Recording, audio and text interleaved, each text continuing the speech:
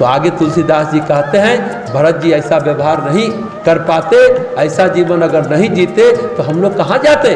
कौन दिशा दिखाता, कौन समझ विकसित करता, कौन दृष्टि देता, कौन बोध देता, कौन प्रबोध देता। जैसे लोग राम जी के सन्मुख नहीं जा पाते, भरत जी को देखकर मुझे भी लगा कि मेरा भी उद्धार हो सकता है। भरत जी के कारण हम भी तर गए, पार हो गए। आगे कहते हैं सौरठा में, भरत चरि करी नेमु तुलसी जो सादर सुनहि, सिय राम पद पेमु अवसी होई भवरस बिरति, होई भवरस बिरति। ये संसार बड़ा कठिन है, ये संसार छूटता नहीं है, चाहे कितने जतन कर लें, कोशिश कर लें, संसार नहीं छूटता। कुल मिलाकर वही गोल चक्कर गोल गोल घूमते रहते हैं, जन्म और मृत्यु के चक्कर में बंधे रहते हैं, इस ऑर्बिट से बाहर नहीं निकल पाते। वही आवागमन, श्री राम जी का कीर्तन करेंगे, उनका चिंतन करेंगे, उनका मनन करेंगे तो आवागमन के चक्र से, उस चक्र से छूट जाएंगे, फिर गोल चक्कर नहीं लगाना पड़ेगा।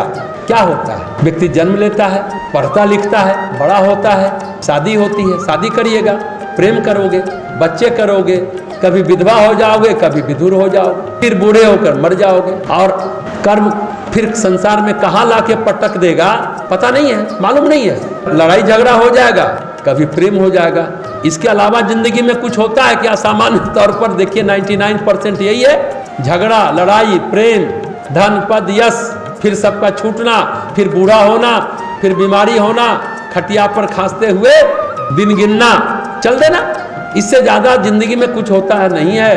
पेट और प्रजनन, पेट भरना, बच्चे पैदा करना, पेट भरना, बच्चे पैदा करना। परम पूज्य गुरुदेव कहते हैं ना, आज का इंसान नर पशु है, पशु और इंसान में कोई फर्क नहीं। जैसे पशु पेट भरता है, बच्चा करता है, पेट भरता है, बच्चा करता है, आज का इंसान भी वही करता है। नर पशु, नर पामर, नर कीटक, कीड़ा मकोड़े की तरह जीता है, बंदर की तरह रहता है। नर पिशाच तक हो गया है, अपने स्वार्थ की पूर्ति के लिए किसी की भी जान ले सकता है, नकली दवाई बना करके वो किसी की जान ले सकता है। आज का इंसान तो नर पिशाच हो। परम पूज्य गुरुदेव बहुत मार्मिक बात ये कहते हैं, लेकिन सचमुच इसके अलावा जिंदगी में कुछ नहीं होता।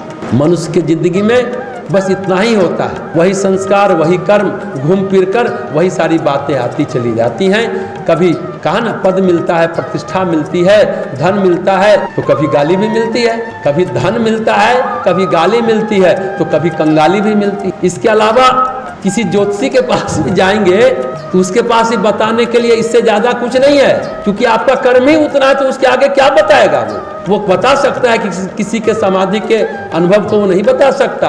निराकार में आत्मा कैसे लीन होगी ज्योतिषी नहीं बता सकता।